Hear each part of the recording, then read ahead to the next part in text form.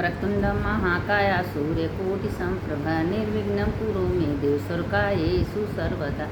मंगलम भगवान विष्णु मंगलम गरुड़ध्वज मंगलम पुंडरीकाक्ष मंगलाय तनो हरि। अच्युतं केशवं राम नारायणं कृष्ण दामोदरं वासुदेवं हरि। श्रीधरं माधवं गोपिका वल्लभं जानकी नायकं रामचंद्रं भजेहम। देखिए आज हमको टाइम मिला, हम आप लोग को कथा भेज रहे हैं पितरपक्ष का। ये 15 दिन तक आप लोग कथा रोज़ सुनिए। आपके घर में जितना पितर दोष है सब खत्म हो जाएगा। आपके घर में सुख शांति समृद्धि आएगी। अगर आप रोज़ इसको लाइक करिएगा, पहली बार होंगे तो इसको सब्सक्राइब कर लीजिएगा। अब देखिए कथा सुनिए कि देखिए कि पितृ पक्ष में कथा सुनने का कितनी बड़ा महत्व है। और जो ये 4 कथा सुनता है उसके घर में सुख शांति समृद्धि आती है। अब पहला कथा है जोगी भोगी का। जोगी बहुत दोनों भाई थे। जोगी बहुत अमीर था, भोगी बहुत गरीब था। और दोनों भाई जो है तो जोगी जो है एक दिन उसके पिता का श्राद्ध आया तो उसके बेटे ने कहा उसके कि भाई आज हमारे पिता का श्राद्ध है अब आप लोगों को करना है। कहा ठीक है, देवरानी को बुला लेंगे करा लेंगे। अब देवरानी को तो बोला, खाना वाना बनवाई, पकवान बनवाई, सब बनवाई। लेकिन हुआ क्या कि पूरे मैके वालों को बुला के पूरा खाना पीना सब खिलवा दी। एक बार भगवान अपने पितरन का नाम श्रद्धा नहीं ली। और जो छोटी थी वो अब घर में अपने गई, कुछ उसके पास नहीं था, गरीब थी, उसके पास 2 बच्चे थे। बच्चे दिन रात भूखे रहते थे। तो थोड़ा सा गियारी जला के उसी में घी और चीनी डाल दी, अपने पितर का आम करके कर दी। अब सारे पितर आए कि आज हमारा श्राद्ध है चलें, तो देखे तो उसके घर में कुछ नहीं, उसके मैके वाला सब जूठा कर दिए, खा पी रहे हैं। जब अपने छोटे बेटे के पास आए तो थोड़ा सा उसकी पत्नी गियारी की थी, वही चाट के गए। अब गए गंगा के किनारे, सब सारे पितर जब इकट्ठे हुए सब कहने लगे कि हमारे बेटे ऐसे किए, वो कहे हमारे बेटे ऐसे किए। वो कहे हमारे बड़े बेटे के पास तो धन बहुत है लेकिन श्रद्धा नहीं है, वो हम लोग के लिए कुछ नहीं किया। और छोटे बेटे के पास, बहू के पास श्रद्धा है तो उसके पास धन नहीं है। तो हम तो यही कहेंगे कि भोगी के पास धन हो जाए, भोगी के पास धन। अब कहने लगे, नाच नाच के सारे पितर नाच नाच के कहने लगे। तो एक दिन क्या हुआ कि अब वो दिन उसके पास कुछ, उसके बच्चे भूखे थे, कहे माँ भूख लगा। तो गुस्सा में कह दी, जाओ बहरे हौदा रखा है उसमें रखा है, कुछ खा लेना। जाके सब दोनों दौड़ के गए, देखे तो उसमें सोना चांदी हीरा मोती सब भर गया पितरन के आशीर्वाद से। अब देखे तो लेकिन उसको अहंकार घमंड नहीं है। जब दूसरे साल पितर विसर्जन आया, पितर देव का दिन, तो इतना प्रेम से अपने पिता का, ससुर का, माता पिता का सबका श्राद्ध की, सबको पूरे मोहल्ला को बुलाई और सोने चांदी के बर्तन में खूब सबको खिलवाई, सबको दान पुण्य दी। और सारे पितर उसके घर में खूब आशीर्वाद भर भर के आशीर्वाद दिए। उसके घर में धन दौलत रुपया पैसा सब हो गया। उसको जिठानी कही कि छोटे के घर में तो सारे पितर खुश होकर दिए हैं। मैं कहा तुम जरूर की थी लेकिन तुम श्रद्धा से नहीं की, अपने मैके वालों को खिलाई थी। और वो है जो उसके पास था वही की थी, इसीलिए पितर उसके ऊपर खुश हो गए, तुम्हारे ऊपर नाराज़ हो गए। तुमको भी तो करना चाहिए था लेकिन तुम कुछ कायदे से नहीं की। हमारा श्रद्धा विश्वास भक्ति सारे पितर देवता सब देखते हैं कि हम किस श्रद्धा से किस विश्वास से भगवान का भजन कीर्तन भगवान का स्मरण करते हैं। पितर भी तो देवता होते हैं कि जैसे भोगी के घर में भगवान दिए उसे सबके, जैसे जोगी किस दिए उसे किसी में। इसीलिए थोड़ा करना चाहिए। कथा सुनने का बहुत बड़ा महत्व है। जो कथा सुनता है उसके घर में भी सुख शांति आती है। अब दूसरा कथा सुनिए कि एक गाँव में 2 भाई बहन रहते थे। भाई बहन का शादी हो गया, 2 बच्चे, भाई को 2 बच्चे, 2 बच्चे बहन को हुए। अब बहन का कुछ दिन के बाद जो उसके पति थे उसका आत्म शांति हो गया, मतलब उसके पति नहीं थे। तो अब वो मैके में आई, कहाँ जाए, पति के बिना तो ज़िंदगी बेकार है, उसके लिए कहीं कुछ ठिकाना नहीं है। तो अपने मैके में आई। तो भाई तो बहुत अच्छा था, उसका इज्जत सम्मान सब कुछ करता था, लेकिन जो उसके भाभी थी बहुत दुष्ट थी। अब उसका भाई कहा कि हम जा रहे हैं बहना गंगा जी नहाने, और गंगा जी नहा के 15 दिन श्राद्ध अपने पितरन का करेंगे तब हम आए। कहे ठीक है भाई तुम जाओ। अब भाई जब चला गया तब हो जाए उसको घर से निकाल दी, कहीं जाओ तुम झोपड़ी ना के खेत में रहो। खेत में झोपड़ी ना के रहने लगे। कहे तुम मेरे घर में मत आना, जब हम अपने माता पिता का श्राद्ध करेंगे एक पीपल का पेड़ हिलेगा तभी आना। अब उसने गई, जाके खूब रोने लगी कि आज मेरे पति नहीं है, मेरा मैका साथ नहीं, मेरा भाई श्राद्ध करने गया है, अब मेरे बच्चे भूखे पड़े हैं। खूब रोई, गंगा माई से विनती है गंगा माई मेरा भी कल्याण करिए, मेरा भी उद्धार करिए गंगा माई सुनते। इसे करते करते 15 दिन बीत गए। जब उसका भाई आया तो उसकी आंगन में कीचड़ कीचड़। कहें कीचड़ कैसे? कहें अरे तुम्हारी बहन का पैर धोते थे, तुम्हारे भांजों का पैर धो के खूब खिलाते थे, पिलाते थे, पूड़ी खीर का भोग लगाते थे। कहें मेरी बहन कहकर तुम्हारी बहन रुष्ट होकर खेत में झोपड़ी नाचती हैं। तो गया अपने बहन के पास, देखा तो झोपड़ी की जगह वहाँ महल बन गया। बहन से कहा बहन तुम घर चलो। बहन सारी किस्सा अपने भाई से बताती कि भाई जब तुम नहीं थे तो भाभी हमको घर से निकाल दी थी, माता पिता के श्राद्ध में 2 रोटी चावल भेजी थी, गुस्सा में हम झोपड़ी के ऊपर फेंक दिए थे। आज मेरे माता पिता के आशीर्वाद से मेरे घर में धन दौलत रुपया पैसा सब कुछ हो गया, कोई चीज़ की कमी नहीं है भाई, हम इसी जगह रहेंगे, अब हम तुम्हारे घर नहीं जाएंगे। भाभी मेरा बहुत अपमान की हैं, मेरे बच्चों को खाना नहीं दी हैं। कहें तो वो तो बोलते, कहें कि वो तो तुम्हारे सामने दिख रहा है भाई। घरे गया अपनी पत्नी को डांटा कर तुम हमारे न रहने पर हमारे भांजी को, हमारे बहन का तुम अपमान की हो, तुमको धिक्कार है। मार डांटने बोलने लगा। लेकिन पितर माता पिता तो बहन के ऊपर इतना कृपा की कि उसके घर में धन दौलत रुपया पैसा सब हुए, आराम से दोनों बच्चे लेके रहने लगे। जैसे भगवान ने बहन को दिए उसे सबको जैसे भौजाई के संग की, उसे भगवान किसी को साथ न की। सुनने वाले की जय, सुनाने वाले की जय। जो कथा सुनता है उसका भी जय होता है, जो सुनाता है उसका भी जय होता है। अब तीसरी कथा सुनिए कि देखिए कि महायुद्ध में, महाभारत में जब कर्ण का मृत्यु हुआ तो भगवान श्री कृष्ण ने बोले थे कि कर्ण 1 बोरा चावल रखा है, तुम भगवान को अर्पण कर दो। लेकिन कर्ण का हम किसी का धन नहीं।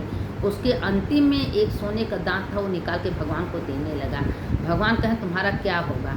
उसके बाद जब कर्ण मर गया, वहाँ गया तो उसको खाने के लिए सोना चांदी सब मिलने लगा। कहे सोना चांदी कोई खाता है? कहे तुम कभी एक मुट्ठी अन्न दिए हो किसी को? और तुम पितर पक्ष में अपने पितरन के लिए कुछ श्राद्ध नहीं? कहे हमको पता नहीं था मेरा पितर कौन है।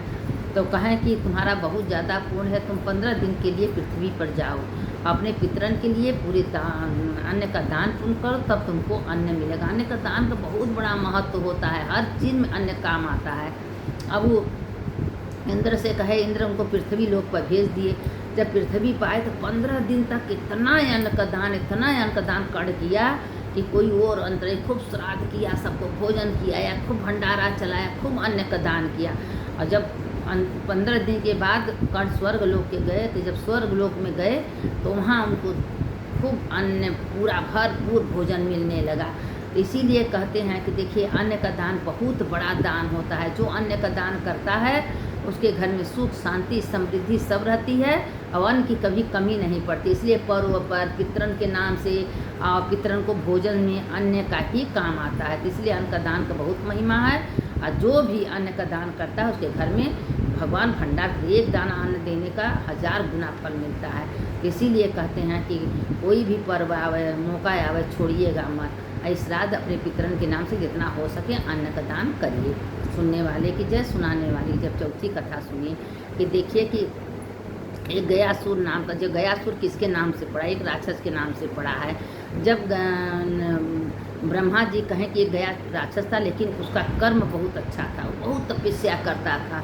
अब भगवान का तपस्या करते करते करते करते सब देवता घबरा गए कि इतना तपस्या कर रहा है। तो क्या ब्रह्मा जी सब आए, सारे देवता पृथ्वी पर आए, कहें कि तुम इतना तपस्या कर रहे हो।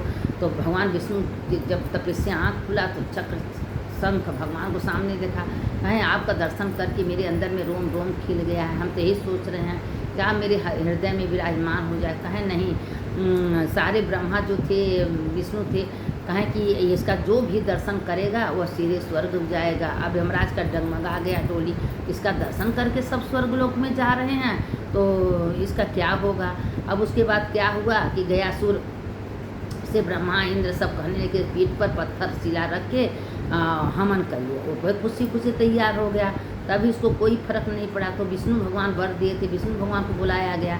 तो कहें विष्णु भगवान आप इसके अपने ऊपर, इसके पीठ पर अपना शिला रख दीजिए, तब ये शांत होगा। कहें ठीक है। वही विष्णुपति जो है गया में, विष्णुपति जो है गया जो राक्षस है वो बहुत तपस्वी था, वह सो गया था। विष्णु भगवान अपना पूरा चक्र, पूरा उसके पत्थर उसके ऊपर रख दिए थे। कहें आज ऐसे वरदान हम दे रहे हैं गया के नाम से, गयासुर के नाम से गया प्रसिद्ध होगा।